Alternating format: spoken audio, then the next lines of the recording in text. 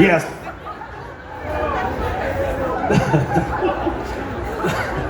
Good morning. Is this still some of your I had to buy clothes because my bag isn't here yet? I bought this in the airport, and I don't know if I'm actually, how many of you am I actually offending with this shirt? I hopefully it's most of you. Look, none of these people watch sports. Everybody here.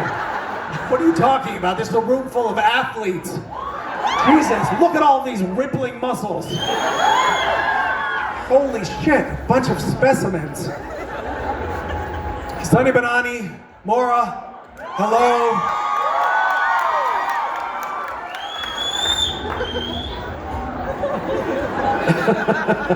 It's a little photographer right here. Well, you already told us how you got your first job yesterday. So. Well, how was yesterday? Yesterday was great. Today, I have a feeling there are a lot of people here who weren't here yesterday, right? I think the really like top tier people show up on a Saturday. So I think today is going to be great. I mean, look, you do these all over the world. This is 10 o'clock in the morning on a Saturday in another country, and it's not like this in regular countries. No, in regular countries, people are all sober at this hour. That's true. This young man is like, yes, I'm actually sober. I actually am sober. He's the designated driver. You're such a good mother. Not yet, son. Wait till noon. All right, so what do you want to talk about this morning? What should we ask? Oh, no, we're set. You guys want to talk about this morning? Yeah, we got it all set up for you like we talked about yesterday. So he's our man with the microphone. He's going to go find some folks. Okay. And they know the rules. So here we go. Look at this. This is exciting. Hi. How are you? How are you? Pretty good. Good. Is that your son next to you? It is. He's the sober child? Yes. What's his name? Leo? Hi, Leo. Leo? Hi, Leo.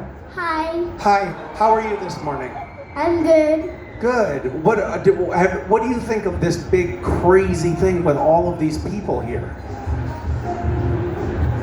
I don't think anything. You don't? Wait, I have another question for you. What do you think about hearing your voice so loud on these speakers? I don't know. What?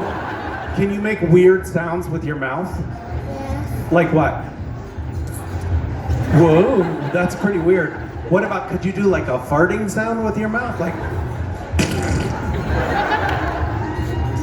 yeah, that's pretty good. That was a very subtle one, very realistic. I like your style. Nice to meet you. Okay, I have a question. yes. What was your favorite line from the whole series? My favorite line from the whole series? Holy smokes. There's so many to choose from. I mean, I really like, I found a liquor store and I drank it. To be honest with you, hey ass butt is like, is a line that sort of haunted me. Like, I don't want that to be the thing that I'm known for. Ass butt. People like see me and they're like, ass butt. Well, yeah, that's great. I'd rather be known for something a little bit more profound, but okay. I learned it from the pizza man. People often will bring me like an empty pizza box, often stained with old rotting food, and they'll be like, can you hold this and act sexy? I'm like, how did this become my life? And then there's I'll just wait here that I really like. But I think maybe the best was, can you hold this to my mouth? Boy, if I had a nickel for every time I said that.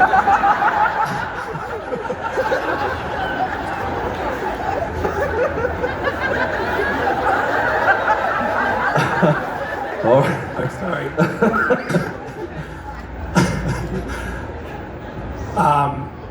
My people skills are rusty. Thank you. That's my final answer. Come to Google me if they want to find out. It's more. You know, It means more. This is very low tech. Yeah. There's a much quicker way to get this information. You guys didn't have to come here to find that out. All right, what is your question again? How'd you get started? Like, how'd you get started in acting? How did I get started in acting? Well, I don't really know. I had a penchant for doing weird accents when I was a kid, and that then parlayed itself into like friends being like, you know, you're kind of good at that. You should probably like try to, you know, do some acting. So I did a few plays, and then I found that I kind of liked it, and then. Well, actually, I'll just tell you my whole life story. And then I wanted to do something like political with my life. I wanted to make a contribution somehow, and I thought the best way to do that might be to go into politics.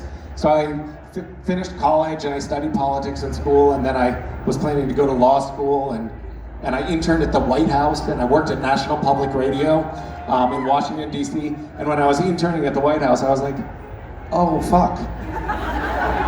This is awful. I think I have to come up with a new plan. So then I had this hubris, this idea. It was like, oh, well, I should just do what Ronald Reagan did, which is not, I don't want to be like Ronald Reagan, but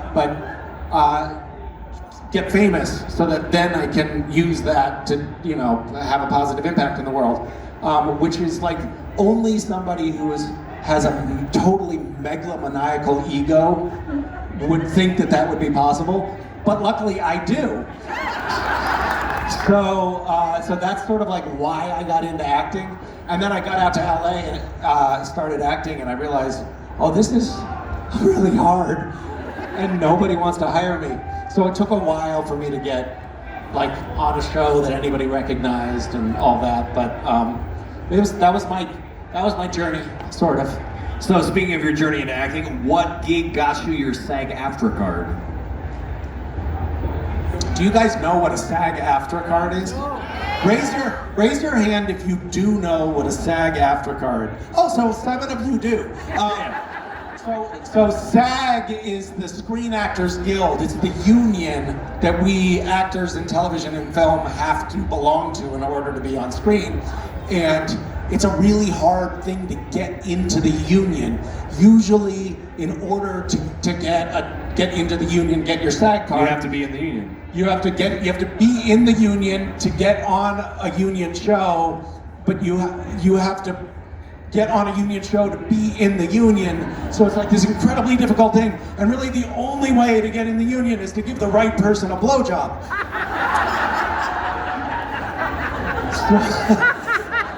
So it's a very personal story.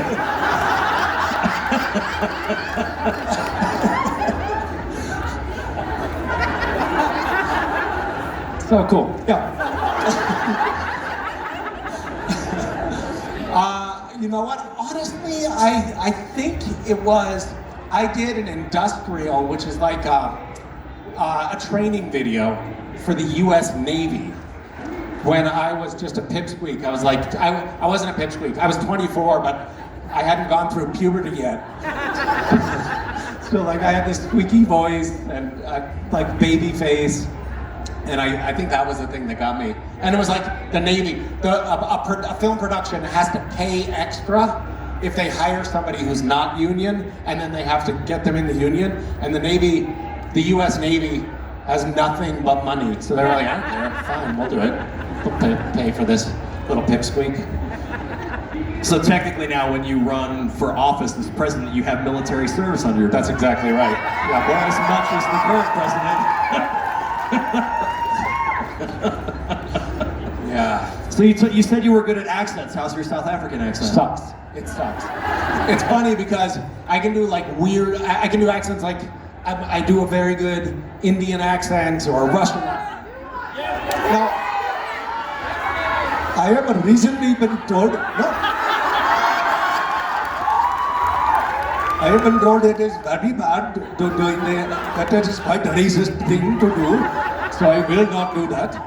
But the like relatively easy accents like Australian and South African, I suck at. So, fucking. You just have to learn the word. My favorite word they use is when they say the word here. It's cheer. What? Right here. We're right here. Right here. Here. Here. Okay. I guess I'll watch more Elon Musk videos and figure it out. I love Elon Musk. This is how to get like stoned. Suddenly, Rotten Tomatoes are thrown to the stage. Cool. Which we learned yesterday from the sign language. This is tomato.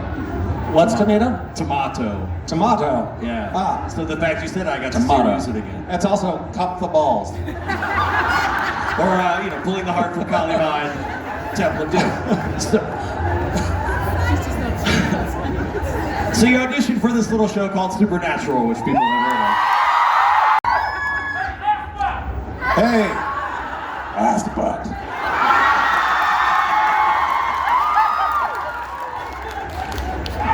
So, had you seen the show before you auditioned for it? No, but I'd seen the advertisements for the show on bus stations, bus stops. They have like little posters to advertise the show. And I remember distinctly, there was a bus stop near my house in LA. And I was walking by one morning and I saw Jared and Jensen, Sam and Dean on a poster on the bus stop. And I remember thinking to myself, my God, if those meatheads can get a job, certainly. I had no idea what the show was about, didn't care. I got cast as a guest star, which I had done a bunch of guest star roles at that time. So I thought, whatever, I'll just go do an episode, get my medical insurance and then 12 years later, I finished my run on Supernatural. Yeah.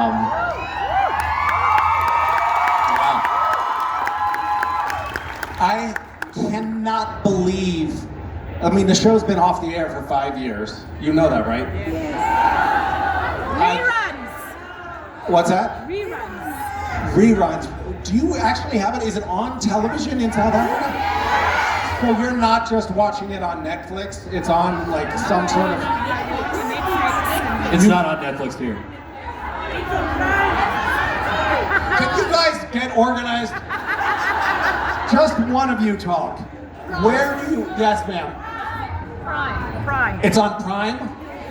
Amazon Prime. Is that where you all watch it? Well, thank you, Jeff Bezos. So is that it? It was never broadcast on like regular? It was. So you gave an incomplete answer. Yeah, okay. You're not that old. You're not so old that you watched broadcast television. Shit, that makes me feel so fucking old. We were still dialing the phone, rotary phone. So you had an answering machine when you started acting. How old are you? How old are you? No, it's not a long story. Just, how old are you? You're 22. Oh my God. Okay, so 2000. when this woman was born, Supernatural, you were 3 years old when Supernatural started. So did you start watching when it first came on? I meet people all the time, they'll come up, it's like, I'm signing autographs or something, and someone will come up with their kid and they'll be like, you're little Timmy's favorite character, and little Timmy is 6 years old. And I'm like, you should have your parenting license revoked. This poor child. That's gotta be a lifelong trauma. Watching Supernatural at age 6? That happened to you? Where are your parents?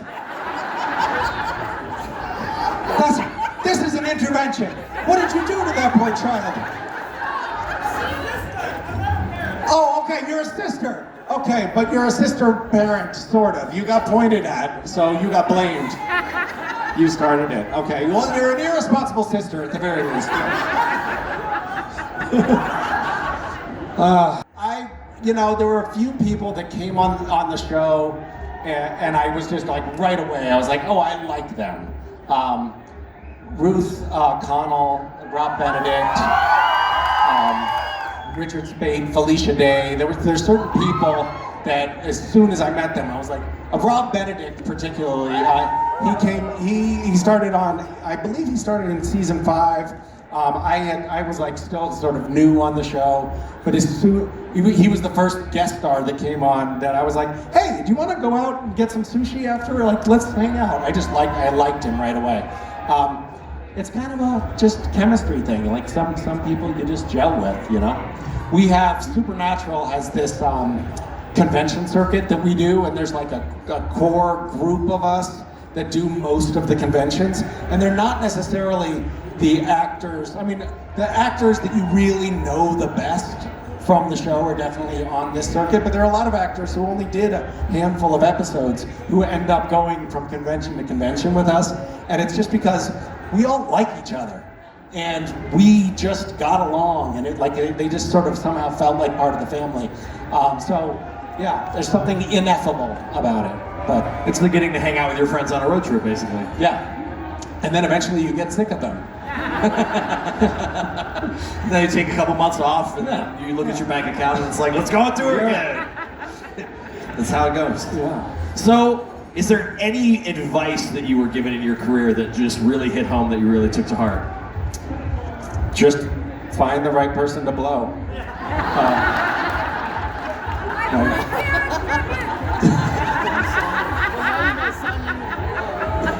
Oh my God, I'm sorry, everyone. You deserve better. It's so inappropriate. I don't know if how much good advice I got. I got a lot of advice along the way, like if you stare at a light and don't blink, it'll make you tear up. So you can appear to be an actor. What other advice did I get? I will tell you that the tone that we had on the set of Supernatural was really a great environment. From when I first got on the show, the very first moment I got on the show, a driver picked me up at the airport and handed me this binder, a 3-ring binder, and I opened it up and you flip through the pages and it was like, here are restaurants in Vancouver that you might enjoy or sights to see, and it was like this very thoughtful package that went into making this little guest star feel like welcomed and supported there. And then when I got to set, Jared and Jensen and Jim Beaver, who was there, they were all friendly and talked to me and made me feel welcome, and the crew did the same thing, and the crew and the cast were all very respectful of one another and treated one another kind of like family over the years, and that was actually really awesome and is not how most TV sets are, and I learned from that experience. We went out for dinner with Tom Welling, who had been Superman in Smallville. And Tom Welling had taken Jared and Jensen out for dinner as soon as they started their show. And he said, you have to show up for work, you have to know your lines, and you have to treat your crew respectfully. And Jared and Jensen took that to heart and then set that tone on the set. And the president of the network that we were on every year would have a dinner, and he would bring the 3 of us out to this dinner, and he'd bring the other casts of the new shows out to dinner too, and then he'd stand up and he'd make a toast and he'd say, I want you to talk to Jared, Jensen, and Misha, and I want you guys to run your sets the way they do, because a big part of the reason that the show has kept going is because they've created an environment that people can keep working in and stay happy in, and I think I learned a lot from that. So it wasn't so much particular words of advice as just watching by example, but I think that's been important and it's stuck with me. That's a really awesome legacy to leave behind, and I'm sure that affected a lot of other shows. So that was great. Now, you're leaving your own legacy behind here in South Africa. You're invested in some things that these people may not know about. You told me backstage you made a couple trips around. Tell them about that.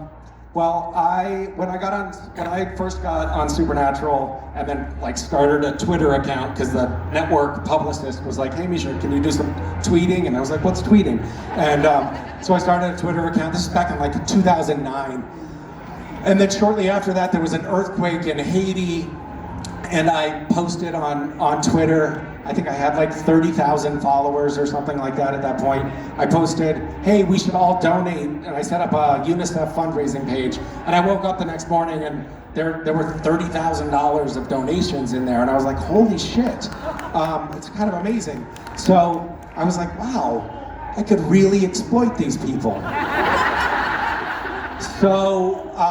So I started a nonprofit, and we started doing fundraisers for different projects over the years. And one of the things that I raised the money for back in 2017 was this really like beautiful story that came to me through my friend Giles. This woman had started a ballet school outside of Cape Town, a couple hours outside of Cape Town, in this shanty town. And the kids that went to this little ballet school in the shantytown, kids that were living in abject poverty, she got the kids to come to take ballet classes by offering them peanut butter and jelly sandwiches. And they were so hungry that they were like, "Okay, I'll go do that." And these kids ended up going to Juilliard in New York, or like on national touring companies. Like, these amazing stories. So back in 2017, the woman that started this, a woman named Fiona, was dying she had terminal cancer. And because she was the one that was connected to all the donors, and she was giving all of her time, she was volunteering all of her time to make this school run, and they would have to hire teachers to replace her, the school was gonna shut down. So she was dying, but she was also heartbroken to see that her dream was gonna die with her. And we ended up raising about $250,000, and were able to tell her literally just days before she died that we had raised the money to keep the school going after she passed away. And so it was so awesome for me to get to go see the school 7 years later. And we stopped funding the school about a year and a half ago because it's now funded by the South African government. But the kids are thriving, and they're still sending, like there's the star student of this little school wasn't there when I was there because he's in New York performing. It's just awesome. So it's very cool to see. But you're here with us all weekend. I will be here all weekend. You'll be sick of me. Come, I think someone mentioned backstage that the photos had been sold out, but I think we've opened it up. So if you want to come memorialize this occasion, the photo with me, I do not smell great, but I will shower, I promise, between now and tomorrow. So I hope to see you out there. Bye. Thank you. Thanks for coming.